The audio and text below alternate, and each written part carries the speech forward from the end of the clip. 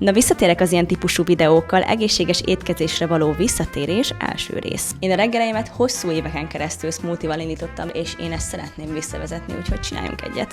2 banán, spenót, növényi tej, gyömbér, méz.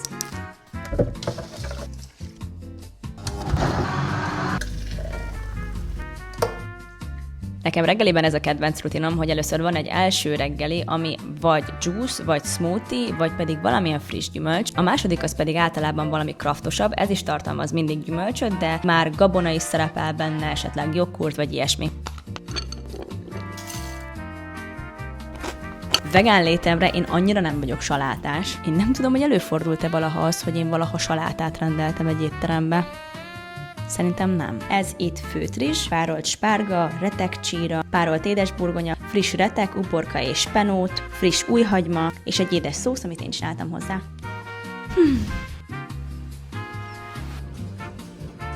Vacsira a tegnapi maradékból fogok enni, ez egy vegán, gluténmentes bolonyai tészta, növényi sajtot fogok még rátenni, és zöldséget. Hoppá! Erre rakok még friss paradicsomot, új hagyma, ez az unokatesóm kertjéből van.